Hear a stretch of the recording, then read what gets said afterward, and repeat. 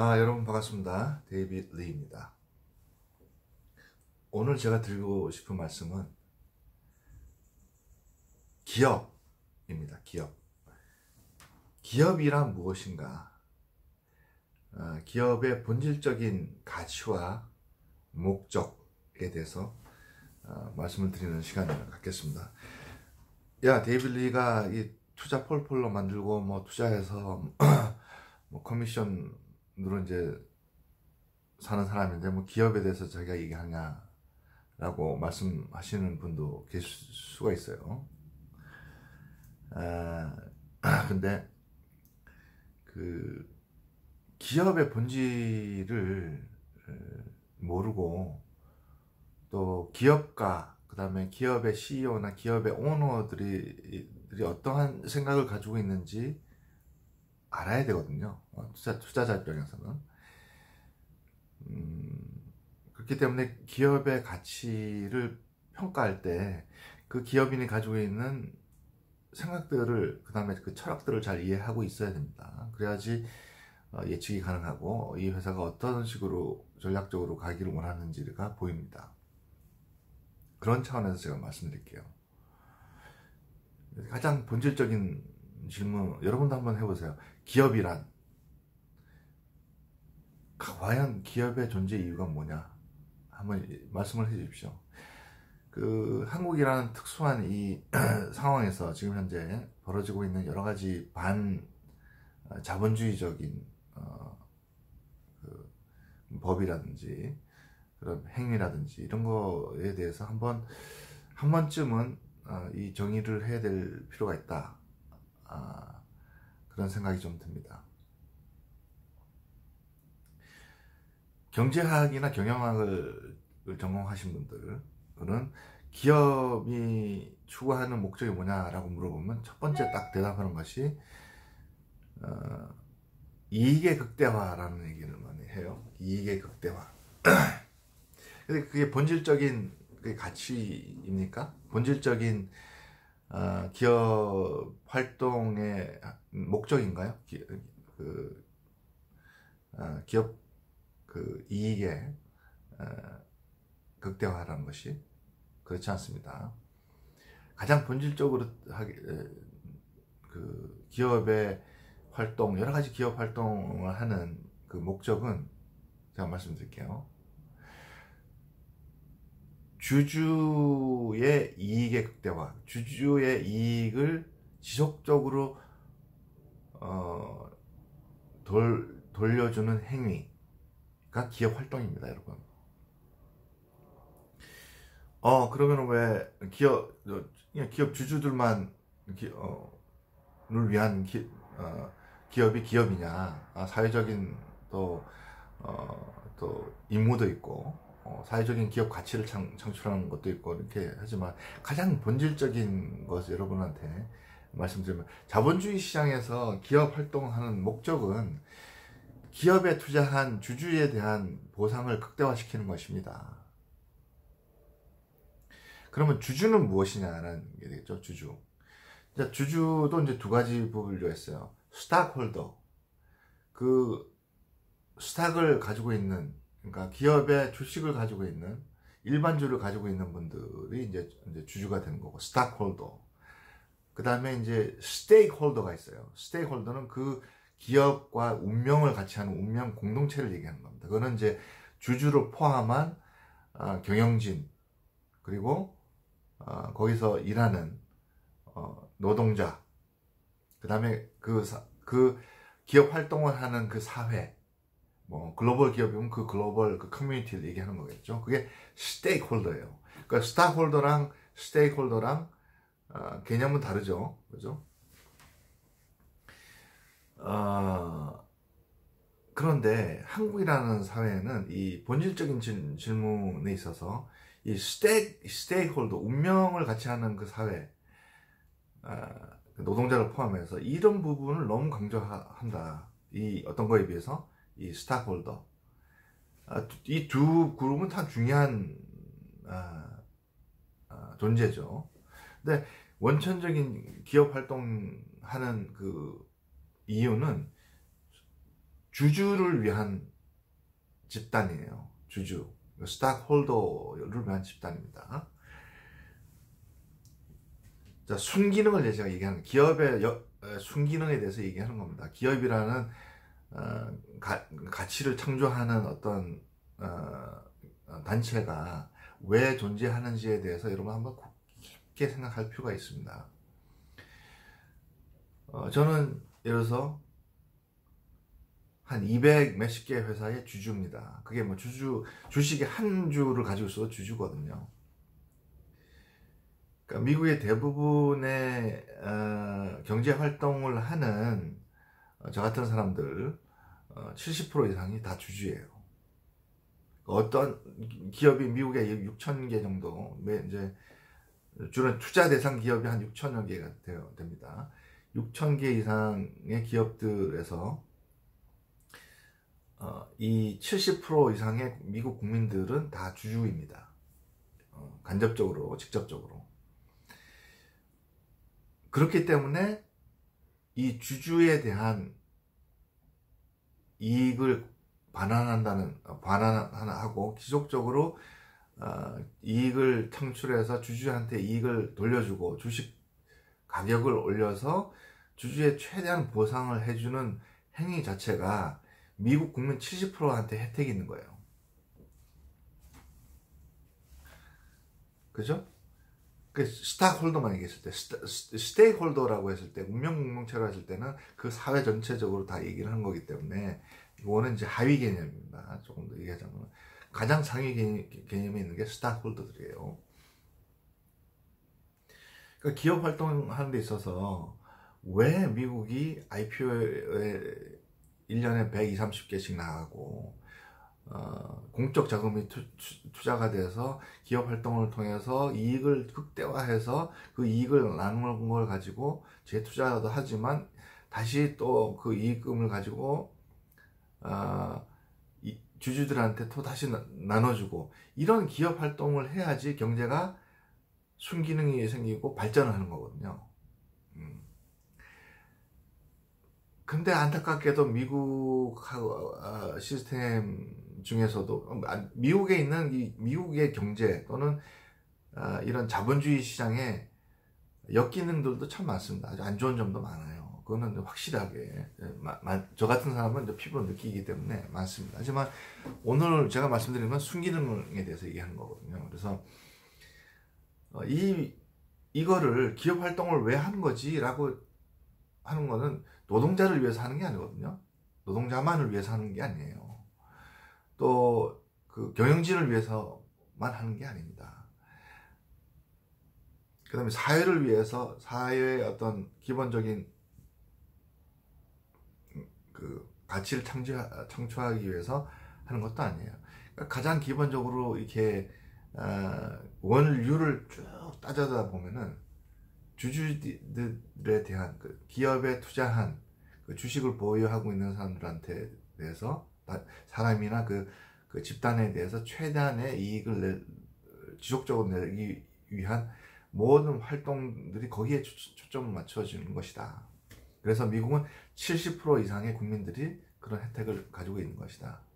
이게 자본주의의 가장 발전된 모습 중에 하나입니다.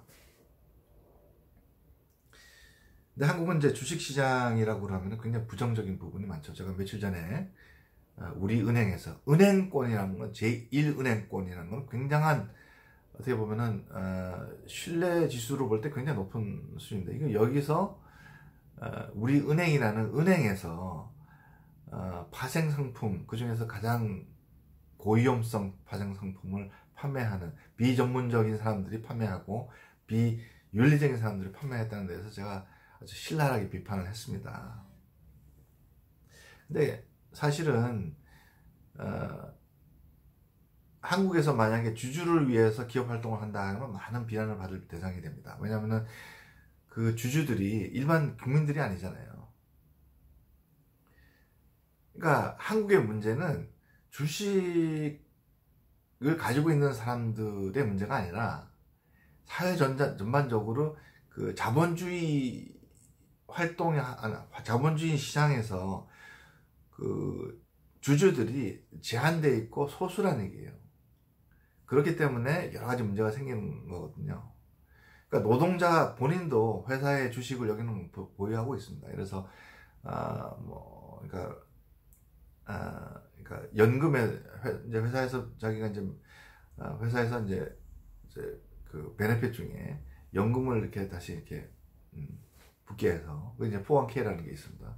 그 안에 다 이제 그런 거 있고 ESPPA 플랜은 그러니까 그 Employee Stock Purchase Plan이라고 해서 본인이 회사의 주식을 좀 이렇게 싸게 살 수 있는 프로그램들이 있습니다. 그런 걸 통해서 회사의 지분을 보유하게끔 해서 주인의식을 느끼게 하는 거거든요. 예를 들어서 한국에 삼성, LG 뭐 이런 10대 그룹 외에 중견기업들이 대부분의 중견기업들 한 200대 기업이라고 쳐요. 한국에 보면은 코스피 200인가 200대 기업에 국민들이 한 60% 70%가 그 주식을 보유하고 있다 라고 했을 때 그 기업을 가지고 있는 그 자산의 규모는 훨씬 더 커지고 활동 범위도 커질 것이고 좀 더 그 주주에 대한 어떤 입김이라든지 사회적인 영향이 훨씬 더 커지겠죠. 또 그런 것이 좀 이루어졌으면 좋겠어요. 주식이란 하게 되면 꼭 이렇게 어떻게 보면은 부정적인 영향인 것이 투자 대상 기업이 아닌 거를 많이 해서 숏텀으로 그러니까 단기적으로 순위 이익을 내는 약간 그 인베스트먼트 투자라기보다는 투기 스페큘레이션이 많아서 그렇거든요. 그러니까 투자라는 거는 그러니까 장기적으로 그 회사가 이익을 산출해서 회사가 커지면 커질수록 주주도 똑같이 그 어떤 이제 부를 같이 축적할 수 있는 그게 롱텀 전략이거든요. 그게 그런 것이 돼야 된다. 그게 기업 활동을 하는 가장 핵심적인 그 목적이라고 말씀을 드릴 수가 있습니다. 그 목적이 기업 활동을 하는 데 있어서 국민들이 얼마나 일반 주주들이 가지고 있는 것들이 얼마나 그 기업 활동하는데 어떤 도움이 되겠습니까? 그럴 경우는. 근데 그런 것들이 어떤 그 미국의 힘이지 않느냐, 이 자본주의 시장의 힘이지 않겠느냐 라고 할 수가 있습니다. 그 한국이라는 나라, 뭐 한국에서는 대한민국이라잖아요. 왜냐하면 그 작은 그 6.25 전쟁을 70년대 있었는데 60년 만에 세계 10대 강국으로 갔잖아요. 그러니까 굉장히 강소국이에요. 대한민국이라고 표현해도 전혀 과언이 아닐 정도로 큰 여러 가지 경제적으로 그다음에 정치적으로 민주화도 많이 이루어냈고 그렇게 했는데 아직까지 그 여러 가지 밖에서 보는 외부적인 요소보다는 내부적인 국민들 개개인이 가지고 있는 여러분들이 앞으로 이 대한민국 나라를 이렇게 살아갔을 때 좀 더 성숙한 자본주의 시장에서의 자본주의 국가로서 성숙된 모습들을 많이 보여줘야 되는 것이 주주로서 참가를 해서 그 기업 활동하는데 도움을 주고 좋은 기업 활동과 좋은 기업가들이 계속 앞으로 나올 수 있게끔 그렇게 도와주는 것이 그 주식을 보유하고 장기적으로 그 회사에 힘을 실어주는 그런 환경, 그 선순환적인 그런 환경이 좀 조성이 돼야 되지 않겠는가. 그게 되기 위해서 정부의 역할, 그 기관의 역할, 기업의 역할, 개인의 역할들이 다 이렇게 좀 협조적인 관계가 됐으면 좋지 않겠느냐. 그런 욕심이 있어요. 앞으로는 좀 그런 식으로 좀 되지 않을까. 기업 활동하는 데 있어서 그런 것이 많이 도움이 되고, 물론 기업과 또 그 노동자 간의 어떤 관계라든지 또 이런 것들도 좀 더 좀 성숙해야 될 부분이 많고, 미국에서는 사실 상상을 하기 힘든 그 노동자와 기업가 간의 어떤 갈등 이런 것들이 지나칠 정도로 높아요.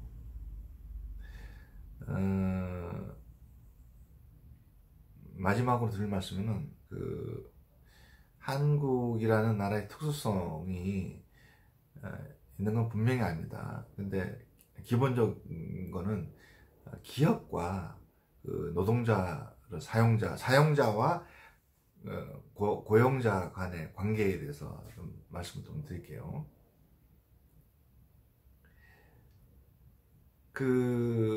노동을 시간과 노력과 전문성을 바쳐서 기업 활동을 도우면서 받는 반대급부로 제가 이제 월급을 저희가 받는 거지 않습니까? 기업 활동하는 걸 통해서. 분명 권리도 분명히 있어요. 근데 가장 큰 권리는 노동자들의 권리가 아닙니다. 가장 큰 권리는 주주의 권리가 가장 커요. 기업이 예를 들어서 망해가지고 해산을 할 때 그 기업의 오너십을 누가 제일 먼저 가지고 가나요? 기업이 파산했을 때 순위가 있습니다. 가능한 그 기업의 그 자산을 제일 먼저 가지고 가는 사람들이 누군가요? 보험이나 그죠? 뭐가 있나요? 제일 상위 순위가 기업의 채권이지 않습니까? 채권을 가지고 있는 사람들이 가장 먼저 가진다. 일반주를 가지고 있는 사람들이 먼저 가지는 게 아니에요. 채권을 가지고 있는 사람들이 먼저 가져요. 노동자가 아니라니까요.